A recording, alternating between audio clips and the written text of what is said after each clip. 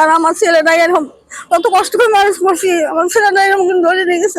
মোহাম্মদ আনিস শেখ, সে একটা অটো চালায়, সে একটা অসহায় মানুষ, তার দিন কামাই করে দিন খায়, তার এভাবে নিরীহভাবে ফাঁসা দেওয়ার বিচার চাই।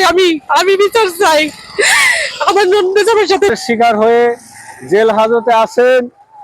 আমরা সেই ষড়যন্ত্রকারীর দাঁত ভাঙা জবাব দেওয়ার জন্য আমরা এখানে সমবেত হয়েছি, মানববন্ধন করছি। আজকে আমাদের ব্যবসায়ী, তার কোনো দোষ নেই, অথচ ষড়যন্ত্র করে তাকে জেল হাজতে প্রেরণ করা হয়েছে। শাহাদাতের মতো একটি লোক, সহজ সরল ব্যবসায়ী, তাকে আজকে জেল হাজতে। আমার স্বামী মোহাম্মদ শাহাদাত বলেন তো, মোর ব্যবসা করে আইসক্রিমের, তার ষড়যন্ত্র করে ফাঁসাইছে।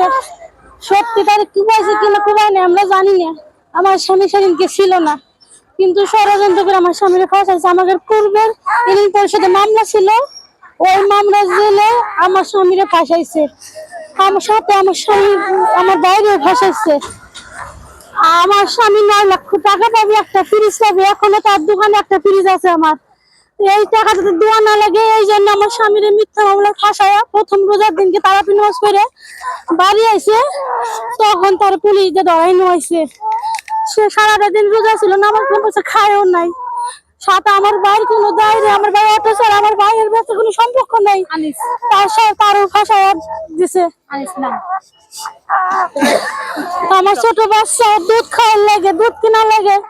আমার সংসার চালানো মুশকিল হয়ে গেছে। আমার আজকে 4 মাস ধরে ব্যবসা বন্ধ। কেবল ব্যবসাটা চালু করবি, ঠিক তখনই পুলিশ দিয়ে ধরাইছে ষড়যন্ত্র করে, যাতে আমি ব্যবসা বাণিজ্য করবেন না পারি, আমার বাচ্চা কাচ্চা মানুষ করবেন না পারি, ইচ্ছাকৃত ভাবে এটা করছে। আমার ছেলেরা নিয়ে আমার আগে দিনে মেয়ে মারা গেছে। সেই সময় ছোট মেয়ে মারা গেলে আমার সাথে এরকম গ্যামজাম করছে। সেটা আমি লিখিত দিয়েছি ইউনিয়ন পরিষদে। আমার ছোট মেয়ে মারা যাওয়ার পরে আমার স্বামী মেলে অসুস্থ ছিল, সেই সুযোগে আমার স্বামীর কাছ থেকে, আমার কাছ থেকে, আমার ভাইয়ের কাছ থেকে, আমার ম্যানেজারের কাছ থেকে টাকা নিতে 9 লক্ষ টাকা নিছে। ওরা নিজেরা সই করে ওকে নিজের সই আছে খাতে, ডায়েরিতে। আমার ভাই একজন ব্যবসা করে, সে সৎভাবে ব্যবসা করতো।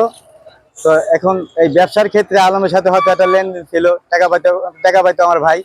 এখন এই টাকার কারণে আজকে আমার ভাইকে এই যে মিথ্যা মামলা দিয়ে হয়রানি করানো, বিশেষ করে আমার কিছু না বললেই হয় না, কিন্তু আমি বলতে হাতে ইউনিয়ন পরিষদে কেস মামলা হয়েছে। এই সূত্র ধরে শাহাদাতের নামে এবং আনিসের নামেও দিছে। আনিস হলো শাহাদাতের হুমন্দি, তার নামেও দিছে, এর নামেও দিছে, দিয়ে মিথ্যা মামলায় ধরাইছে। এর বিচার চাই। আর এই গলন্দর মোড়ের মানুষ, এই রাজবাড়ির মানুষ কেউ বলতে পারবে না আমার